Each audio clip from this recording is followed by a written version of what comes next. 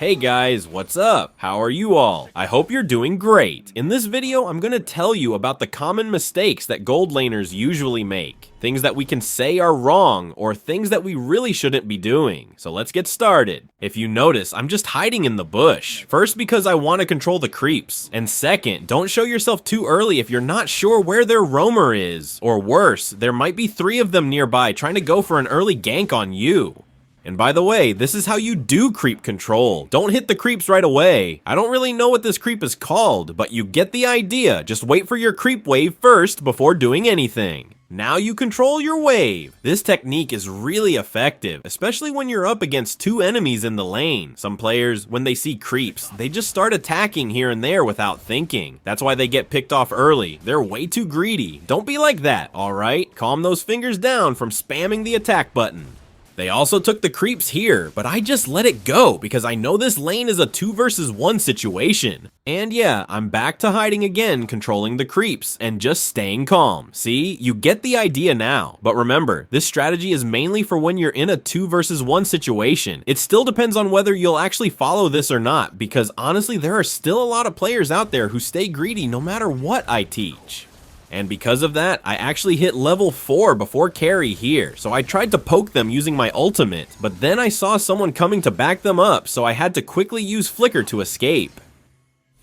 And of course, when you're in the gold lane, your reaction time needs to be fast, just like how you two met so quickly, and then she left you just as fast. By the way, right here I managed to pick off Florin, and just in time, their core, Harley, came in as well. The thing is, I stayed calm as a gold laner, so I managed to take him down too. When you're in situations like this, especially if you're using Granger, don't panic. One of the things that really annoys me when I'm playing gold lane is those mages who, after ganking, go straight to clearing your wave when you're not in the lane. Like seriously, if it's not even 5 minutes into the game and your gold laner either died or had to recall because of low HP, please don't take the creeps.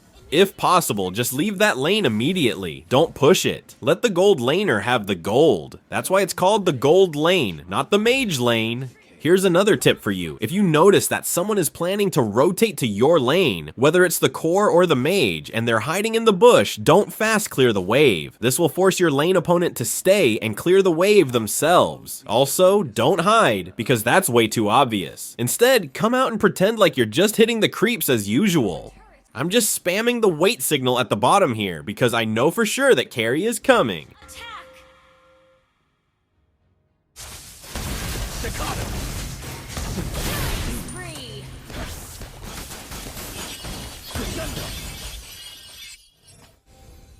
And since I already had an advantage over carry here, I knew I could easily go head to head with her.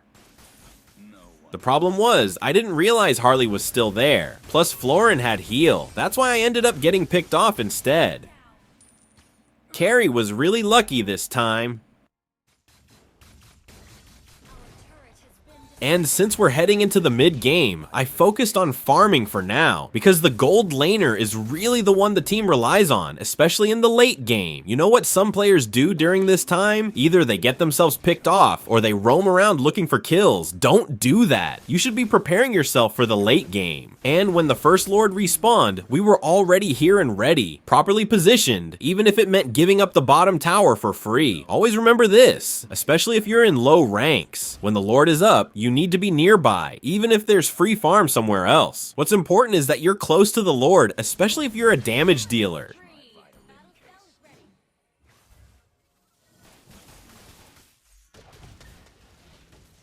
Since we managed to pick off their core, we didn't waste any time and went straight to the lord. Always remember, objectives, especially the lord, are super important. Never forget that, but there's always a but. If you know you're at a disadvantage and you're sure your team is gonna get wiped out, then don't force it. There's still hope if you just fall back and focus on defending instead. Chang'e was so brave using flicker here because they were really eager to wipe us out since they managed to pick off our core. What they didn't realize is that I already had enough damage, so they ended up getting punished instead.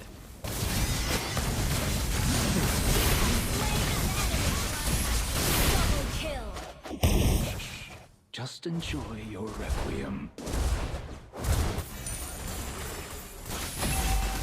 Your team destroyed a turret.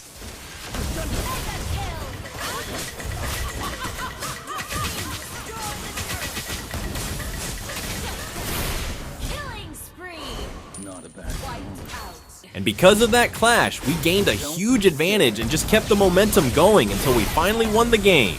You might be thinking, what if it's a 1 versus 1? What should I do then? Well, here's what you need to do. Watch carefully. First, understand your opponent. By the way, my opponent here is Leslie. You can definitely go against her using Granger because of his first skill. Clint also works really well against her. Every time Leslie goes invisible, just use your first skill to hit her. But be careful, because when Leslie uses her first skill, it's not that easy to land Granger's first skill accurately. So don't just spam the button, aim it properly. Staccato. Oh, you see what I mean? That's exactly what you should do when you're using Granger against Leslie. But always be careful of the roamers. Like here, there's a Saber, and that's why I got picked off. Saber is actually the #1 counter to Granger, and I was careless too. I kept picking off Leslie in the gold lane because of the hero advantage. If you see that you have the upper hand, go ahead and take them down, then farm. Simple as that. And don't forget to help with the turtle whenever needed. So right here, our Johnson picked me up. The problem was I didn't have fair, so I had to get off. Just kidding. I actually got off because I noticed it was only 3 minutes in, and it was still too early to rotate. The gold from the creeps was too valuable to miss.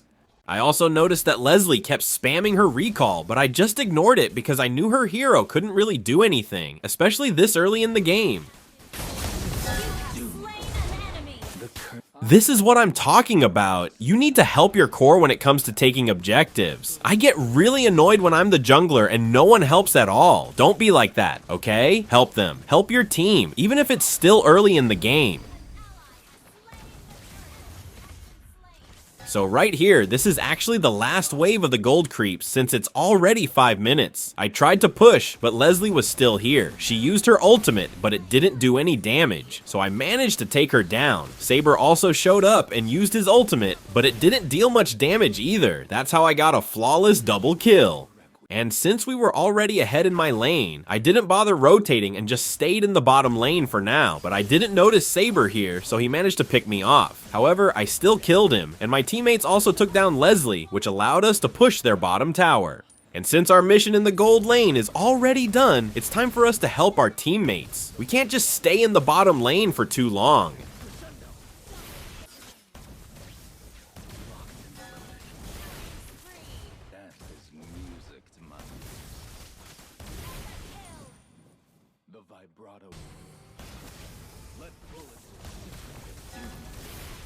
And one more thing I want to teach you, never take buffs without asking your core first. This is one of the unwritten rules. If your jungler needs the red buff, don't take it. I've seen so many gold laners stealing the red buff. Only take it when you're sure they don't need it anymore.